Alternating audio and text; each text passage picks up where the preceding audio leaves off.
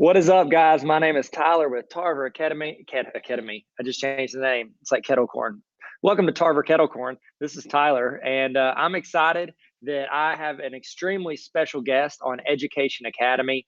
This dude is an OG of the podcast. I think he was like the fourth person I ever interviewed, which was like, oh goodness, I just looked it up. January 31st, 2016. It has been a lot of New York minutes since we chatted. So his name's Tom Richey. He's absolutely incredible. I'm going to let him tell you a little bit about who he is and what he does and why this is going to be just an incredible conversation. So Tom, first off, thank you so much for being on here again. The first double Peter, bi-Peter. What do they call it? Second Pete. What do they call it if you win two championships? Repeat. Okay, a repeat. Okay. I'm walking. No. I'm walking this off. I'm too dumb. Okay. Thank you guys for coming. We're gonna have to close this down. I'm an idiot. Okay. Sorry. Go ahead, Tom. Tell them a little bit about yourself and why you're so awesome.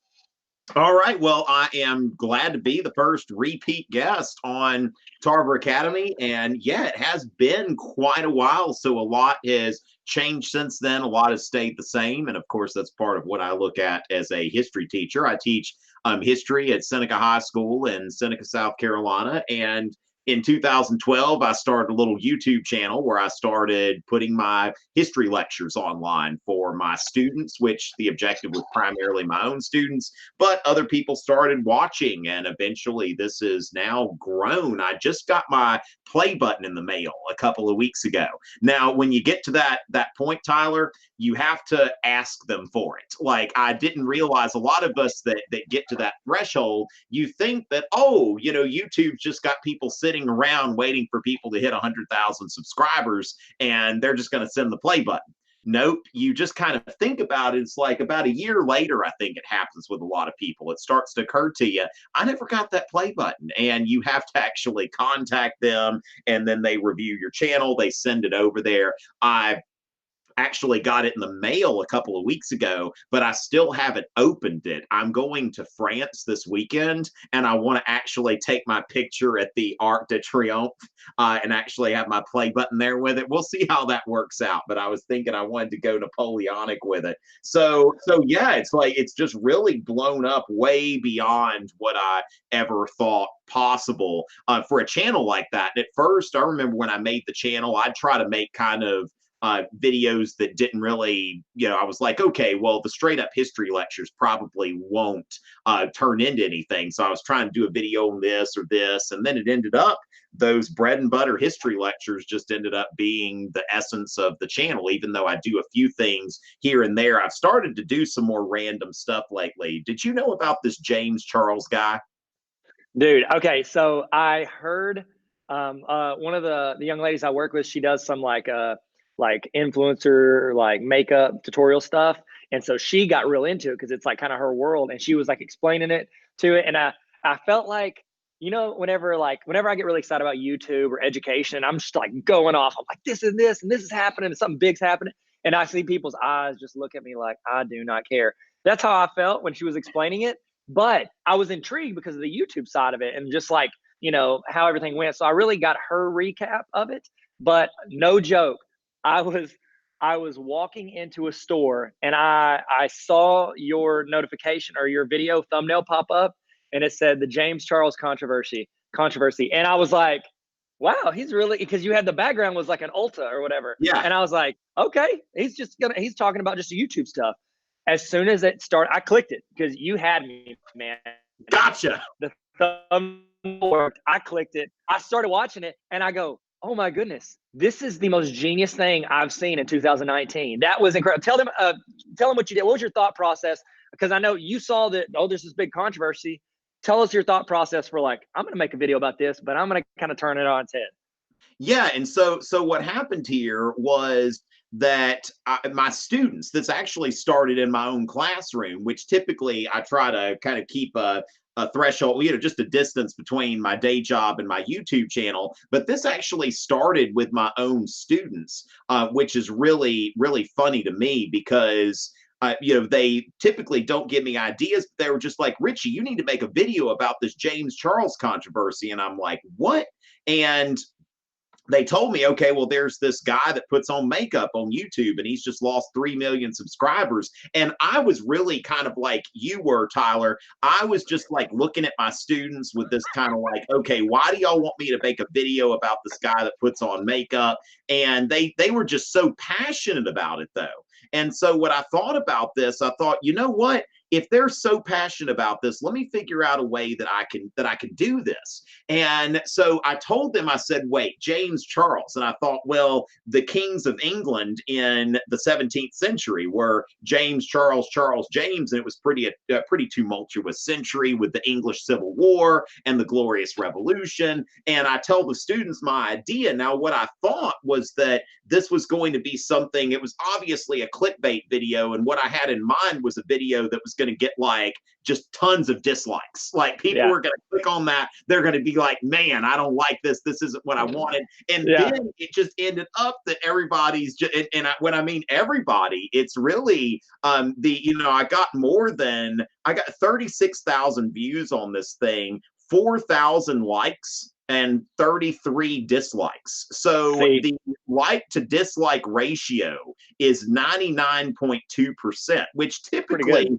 I don't make a lot of controversial videos, but at the same time, sometimes it's just, but when you look at something like this, what I anticipated was just a clickbait video that people would just get ticked off when they opened it, but then my own audience members would think it was funny. And they ended up, of course, a lot of people from my audience, I realize now when you have an academic channel, and this is something for people to think about, anybody with an academic channel, you have an academic channel. So you understand how it is that people subscribe to your channel, but when they're looking in the store and it's like, oh, Tarver Academy just posted a video about derivatives, and they're not like, oh, I gotta watch that. I gotta get this. Right. Yeah. So the thing is, when you have an academic channel, your subscribers typically don't really watch your videos. And for me, it's like I've got 140,000 subscribers. For a typical video, I'm lucky to get 1,000 people watching it in the first 24 hours. But then I post something like that and everybody's opening it. And they're like, oh, look at him. He put his own spin on this. So they respected that. But I'm learning, even though, and it's kind of like what got you here won't get you there sort of thing.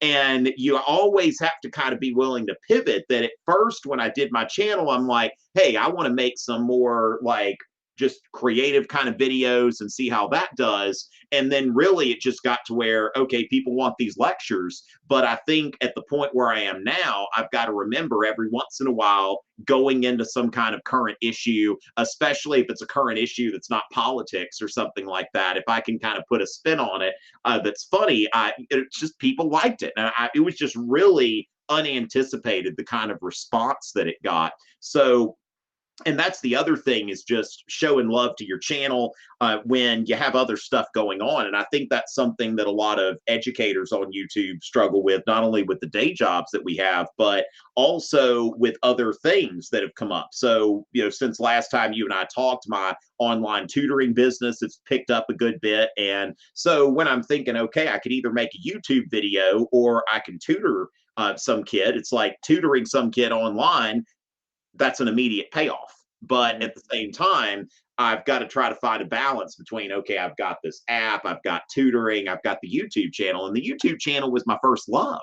And I want to make sure that I'm showing that channel some love. So that's something that increasingly I just find myself pivoting. But I'm hoping, and I always tell myself, oh, this is the year when my YouTube channel is finally going to get the love that it deserves. And it hasn't happened quite yet, but I think maybe, again, this is the year. One of these years, it's got to be the year, right? This is the year. I can feel it. And because we talked, last time we talked, it was just over 3 years ago. And I think at the time, if I remember correctly, I think you had around 10,000 subs at the time. So in 3 years, you have gone up like tremendous, from up 130,000 subscribers. And so, what I've noticed, it seems like, especially for education channels, well, for most channels, it's like that slow start, and then when it hits, it just takes off. And so it's like, because I don't know if you've ever seen Casey Neistat stuff. He talks about how it took him like 5 years to get 100,000 subscribers, and then it took him like a year to get 1 million, and then 6 months to get 5 million. Like it's kind of exponential with the increase.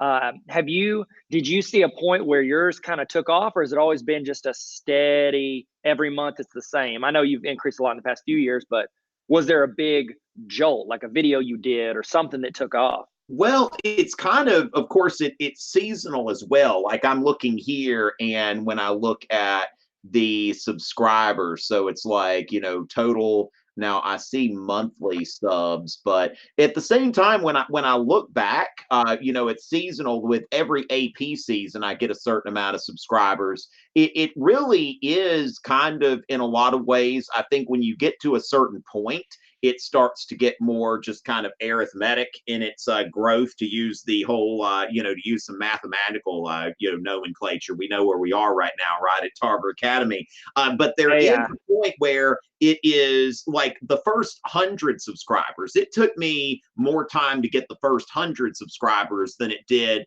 for me to get the next 900 to 1,000. So when I got to 100, it was like, okay, but then getting to 1,000, I think, is a big step.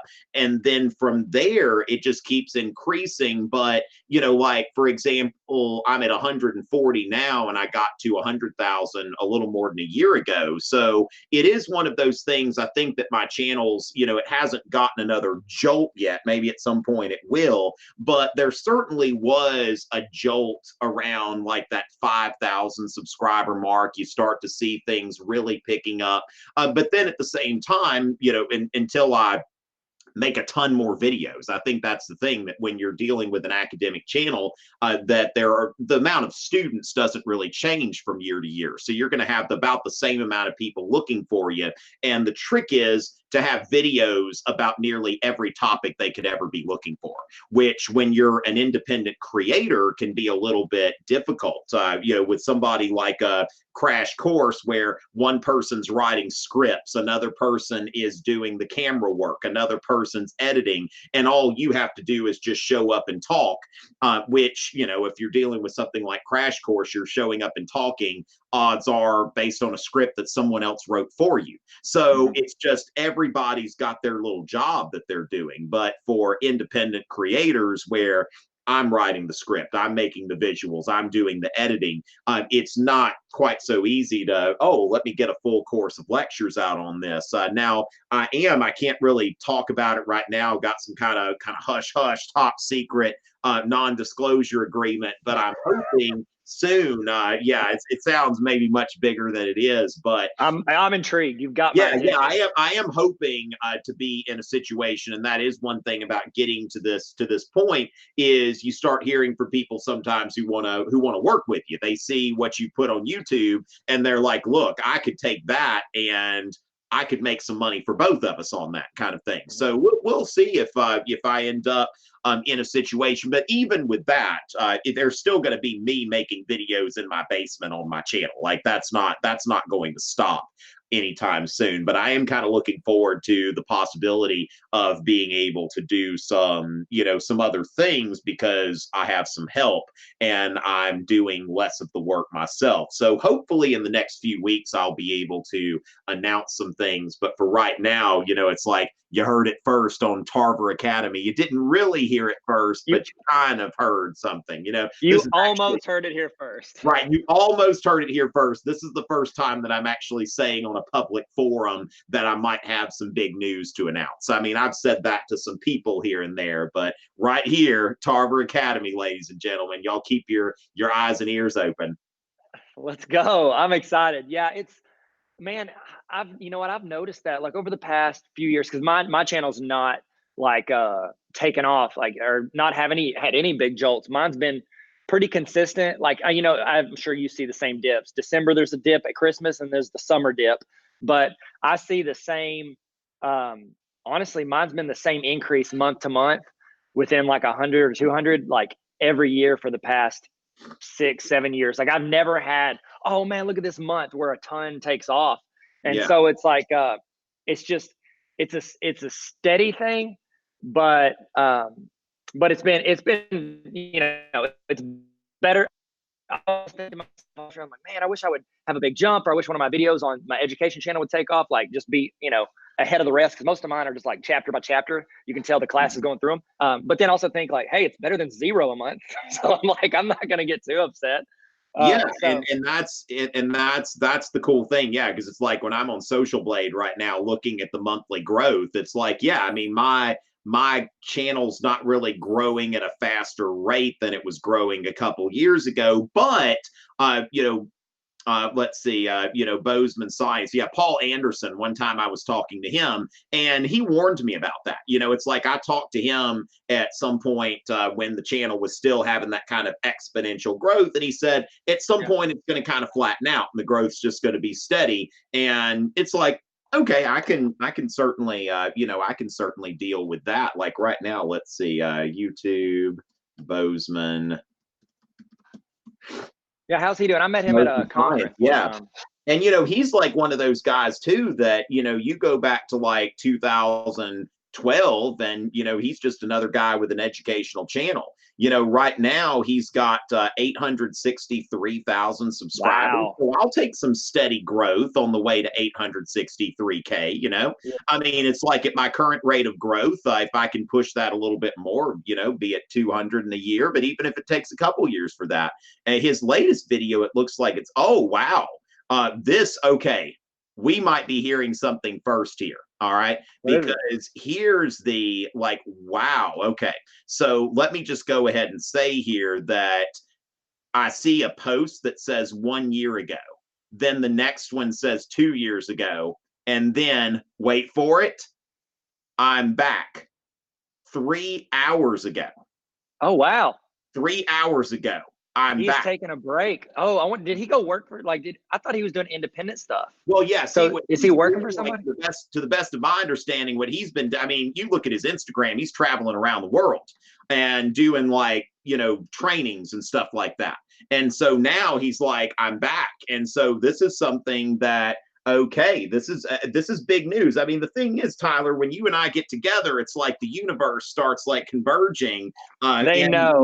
In the southeastern United States, when these southern accents get together and start, sharing that southern energy, then look at this. Yeah. So we mentioned Paul Anderson, and it's like all of a sudden today he's letting us know he's back. So the only thing he's done in the past 2 years is a 15-second video that says ink float, and now he says he's back. So that's the thing. But one thing to kind of note from that is while putting practically nothing into his channel for 2 years, he's gained about another, he's gaining a couple 100,000 subscribers per year. So it is pretty cool when you think about that even when you are even when you're in a situation where you're not necessarily putting into it, because I'm certainly not putting, like I said, I've got a lot of other stuff. Also, like I tell you what, I really like Finn. Your other kids are great too, but Finn's always kind of the star of the show when you're making these videos. And Thanks, man. I like him a lot. He's my favorite. Yeah, so like with Finn and your videos and all of that kind of stuff. I don't even know where I was going with that. I was just like, I get all of a sudden. I don't know. I like that you threw him. Your cute kids, yeah, and it's just like, wait, what am I saying about that? So I don't even know. I mean, honestly, I don't even know where I was going with that. But it is just as far as yeah, I don't even know it. I'm not even going to pretend to try to recover that. No, your kids, your family's just too cute, Tyler. I can't even keep my train of thought. But it's one of those things that with all the other stuff that I know what I was saying now. It's when you have a family. That's one of the things. If you think about like you in 2012 and me, in 2012, I had a 2-year-old, and a 2-year-old really doesn't require. Now, of course, my wife will say much differently. If I say, a 2-year-old doesn't require a lot of time, not necessarily from the father. But with that, when your child gets older, it's not just like, hey, let me play with you for 5 minutes and that's enough kind of thing. you excuse me, you get really kind of caught up in like wanting to be a dad and doing all of these things that come along with that. So that's another thing. You take the job, the day job, the other stuff going on, endeavors and such, and then just having a family really cuts into that. But knowing that even if that happens, the existing body of work can really speak for itself for quite a long time. And that's where it's really interesting to see how, with Paul's channel, it just keeps growing. And now he's back. I tell you, I can't wait to watch that video as soon as we're done here. Yeah, I read the description on it, and he said, let me see. I had it pulled up. He says, I'm back. I spent the last 3 years working with teachers implementing the next gen science standards. I remember we had to start doing that. Says, I want to share everything I've been working on. My goal is to improve science education K-12 around the world. That's cool. That's exciting. And you mentioned it earlier, and you talked about how like you have 141,000 subscribers, but you said when you post a new video, you might get anywhere from like 1,000 to 3,000 views. And so a lot of people, like because I've talked to other YouTubers who have focused on like, building views when it's uploaded. I think that the difference with us is, like you said, we're building a library of resources for people to go to when they need it. And so the difference I've found in like an education channel and what a normal channel would be is those normal channels see a spike right there when they upload it, and then there's a drop off. Like people aren't going back to watch someone's vlog from 2015 just for fun. They're watching it as it's happening because it's more like the James Charles thing, a current event. And a year from now, I doubt people are just going to be searching to bounce James Charles videos. But you capitalized on something that in a very unique and intelligent way, capitalized on something that was a current event. Because I find the same thing, man. Whenever I'll upload a video, or I'll upload like 10 math videos, like 10 days in a row. I'll film them all and then I'll upload them to one day apart. And I'll see, I'll look up and it's been, a month since I've uploaded them all. One will have 80 views, 100 views, something like that. And then I go 3 years later and I'll have one that has 80 views, still 100 views. And then one has 2,000, one has 20,000. And it's like real random which ones catch on the search terms. And I mean, that's what my views live and die on the search terms. I don't know how yours are. I think you have a better community.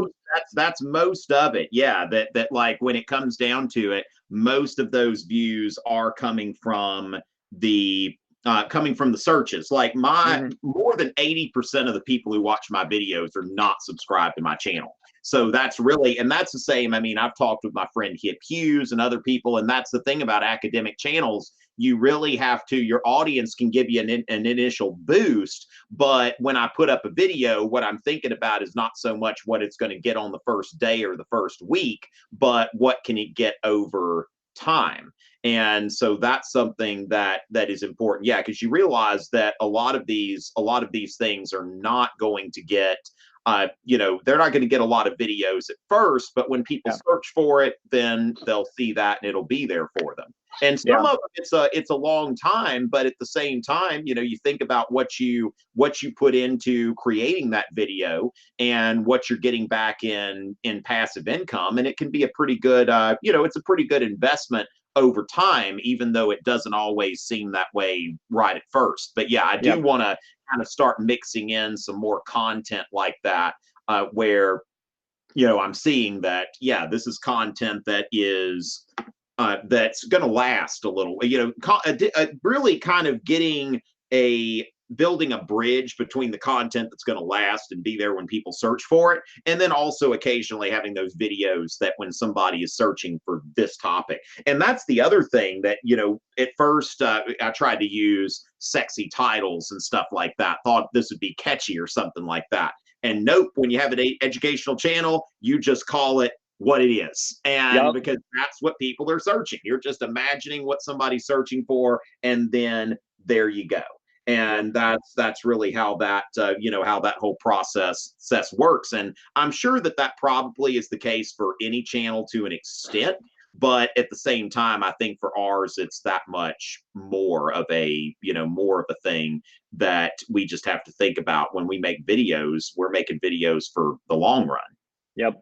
And that's, I think, like with YouTube, as a creator, like you get this instant high when you upload it. You're like excited because you put the time, the work, the effort in. You're like, yes, that's going up. And then it's almost like we don't have like gratification of views. Whereas it's like, oh, I'm, uploading it to know that 3 years from now, it might be, a popular video might bring in $10 a month or $200 a month, depending on how it goes, or bring in nothing. So it's like it's almost like you have to do it, not expecting anything immediately. I've gotten to the point now where I'll edit, a bunch of videos in a row. I'll schedule them all to upload.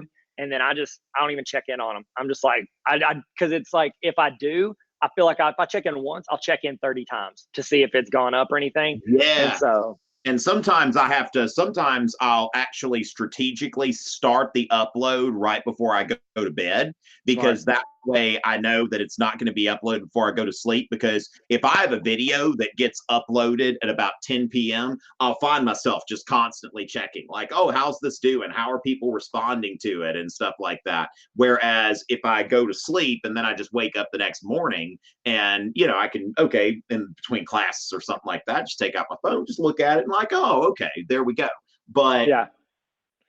But yeah, it's definitely something. I mean, it's interesting to talk to other people who have these same kind of experiences, because it definitely is something that I have to think about. Because yeah, I will, if I have that thing posted at 10 p.m., I probably won't go to bed until like 1 at the earliest, Oh yeah. because it's like, oh, how's this thing doing and how are people responding?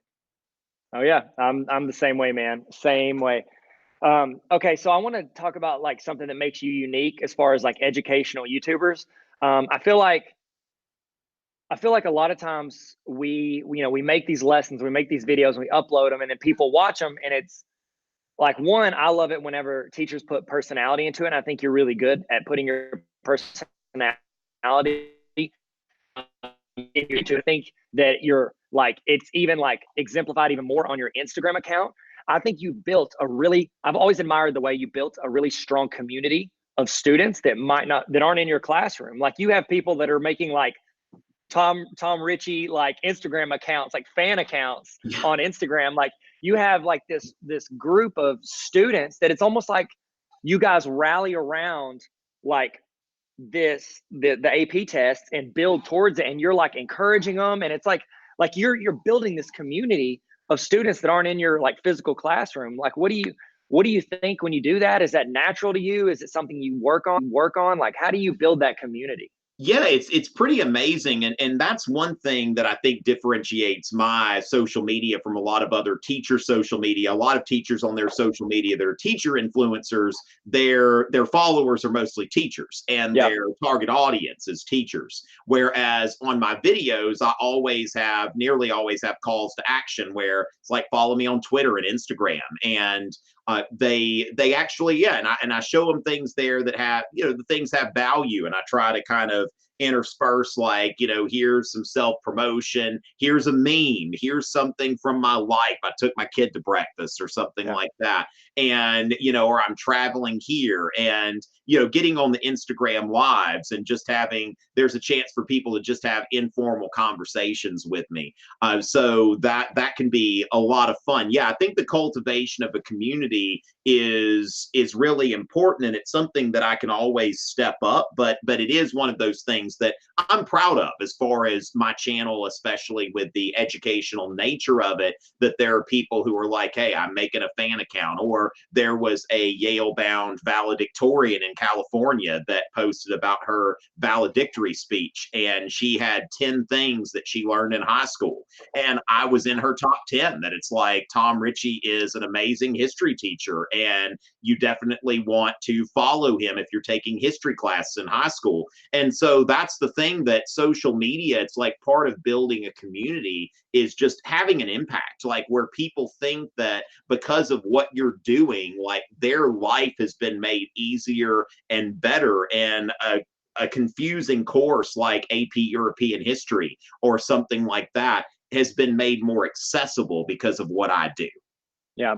And it's made fun. Like, that's the thing. You don't see a lot of, even on YouTube, which is more forward thinking. I think you don't see a ton of like, here's a meme, or, here's the way you relate it to, stuff that's going on. I love it, man. I think you do Yeah. a killer And I think the job other side with of that is that something that I always kind of thought to do, and it was an intentional strategy when I went in, is when, especially when I got involved in this, and I think that's still the case to a certain extent. On one hand, you've got your edutainment channels, your crash courses, your other, your other channels like that, that the primary objective is to entertain. I mean, it's got an educational value to it, but you can tell the primary objective is try to keep an audience engaged and entertained. Yeah. But not necessarily, except for I know in econ they've got an actual teacher there, but in most cases the person delivering the the video, the talent, is not necessarily an educator.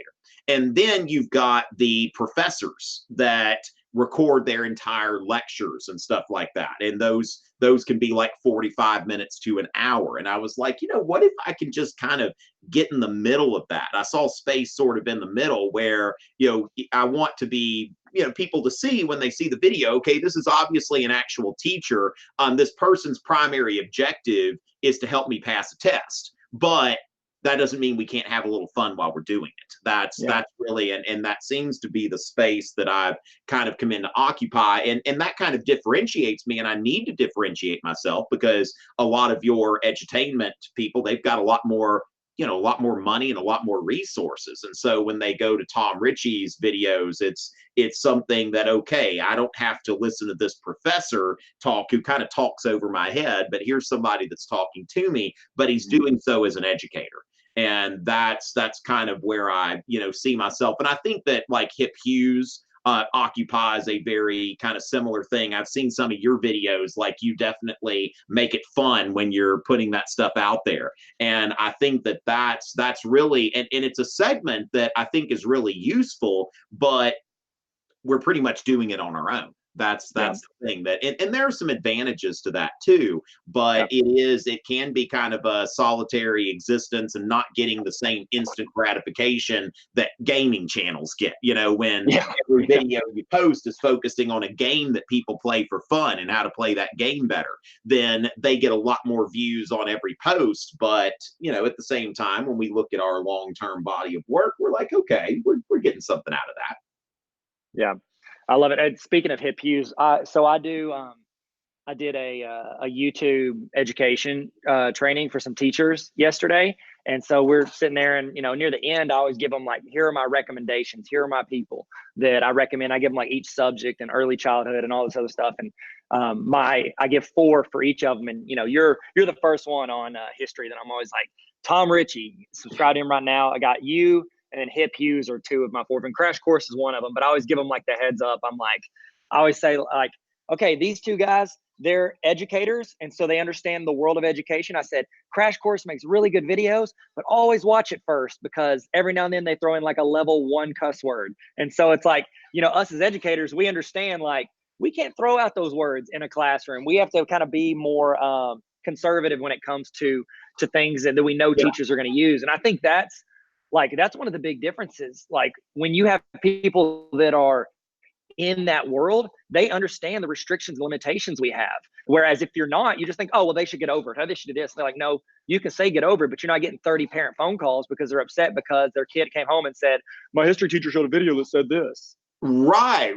And I think that that's something that I like to have a video, because even with Hip Hughes, he's a little, I guess that that's just his personality, and he's in New York. And so every once in a while, like there's a Hip Hughes video that I watch and I'm like, maybe I should have previewed that.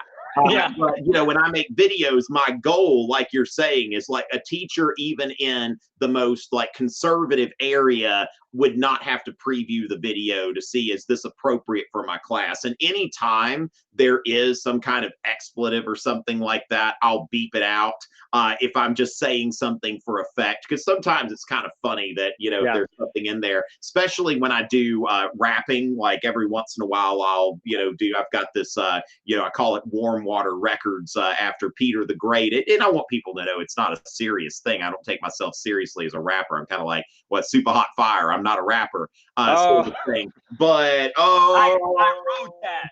Yes, exactly. History, I teach that, and that sort of thing. But the thing is that it's sometimes funny to throw something in there, but it's like, let that be understood to be there, but it doesn't have to actually be there. And that's, of course, people that understand the education world, that's something that, yeah, you really want to create an atmosphere where people aren't feeling like, well, I don't know, he's going to throw in something unexpected. That these are being made to be used in schools. Like that's something that is pretty important as well. Yep. I think it's great. And I love it when educators are aware and working for other educators and students. So that's awesome. So I got one more question. And then everything else I want to talk to you about, I'm not going to post. So I'm going to pause that. So, all right. Yeah. The super secret part of the conversation. Deep cuts. So last question I got for you, man. What is say I'm a teacher, I'm an educator somewhere, and I'm kind of thinking about starting a YouTube channel, an education YouTube channel. What advice would you have for them starting it out? One thing that I would say is to make sure that they understand that I was so obsessed with lighting when I first started. And there's good reason for that. You want to be obsessed with lighting. But if I would have been obsessed with audio first, I think that I would have seen more growth at first, because I was obsessed with lighting at first, but my lighting was still terrible. And lighting is something, of course, now if somebody were to come up to me, I could give them some recommendations. But, back in the day, there weren't a lot of teachers doing this. So you just had to kind of be on your own. But audio is more important. Like, you think about it, if you see a video that's poorly lit, your eyes can kind of get over it. But if you see if you're watching a video that has bad audio, your ears don't want to get over it. It's just like, hey, there's just all this background noise and all of that. So I think that when people are making videos, if they're starting out, get a microphone. And I've found that even for $30, you can get a microphone that's going to be a lot better than whatever's on your computer or your camera, especially video cameras, and especially if somebody's using a DSLR. They never have good audio pickup because they're made for video. And so the thing is, and then finding a quiet room. When I first started recording, I was recording in my classroom, and they're these old AC units, heating and AC units that, those are in those schools that have those in the individual classroom, and they come on and it's just, and so I had that going on, and I'd try to edit the audio out, but it sounded bad. So it's like finding a quiet place to do, just a place that doesn't have background noise, and using a microphone that makes everything come in clearly, I think is really important. And if somebody would have told me that right at first, get your audio down first and then let the other stuff kind of take care of itself, I think that that's something that can be very helpful to people. That's good. That is good advice. Yeah, I'll watch something that's a little bit blurry, but if it hurts my ears, I'm out bouncing. So that's heads up. Thank you so much for taking this time to chat with this audience. If they wanted to find you, if they wanted to go out and join the Richey squad, the what do you call yourself, aspiring meme lord? If you want to check him out, where can they find you on social to stay with what you're doing? At Tom Richey on Instagram and Twitter, TomRichey. A lot of people have a hard time with Richey, even though it makes sense to me. People want to put a T in it because some people do that. And I don't have a problem with that if that's the way that people roll, but it's just not how I roll. So Tom Richey, if you go to YouTube, if you put in Tom R, it should come up pretty easy, or AP Euro or AP US History. But you can search, typically if you search for Tom R, that was a really big thing for me, was the day that I realized that I'd passed up Tom Riddle. For a long time, for the first few years of my channel, when you put in Tom R or Tom RI, then it would say Tom Riddle. And I'm like, that's a fictional character. And I'm a real person. So my aspiration is that I come in ahead of this fictional character. Yeah. And so when I finally got to that point where somebody could search for Tom R on YouTube, and there I am, I was like, okay, take that, Lord Baltimore. All right, that's I've got the older ones here. That's good. Sort of thing. So that was a really cool thing there. But yeah, on YouTube, if you go to Tom R, that can be done there. But yeah, if you search for AP European History, AP US History, you're bound to find me. But yeah, it's truly an honor to be a guest on Tarver Academy. Always a pleasure, my friend. Well, I appreciate you, man. I appreciate him a lot. Please check him out. Give him some love, you guys. And if you could, please give this star ratings or like it or whatever you're watching on podcast, YouTube, I don't know, SoundCloud, whatever. If maybe you get a fax of it, of the dictation of this conversation. I just, however you want to consume this, do the things people on the internet do. I appreciate you guys. Never stop learning out there. Peace.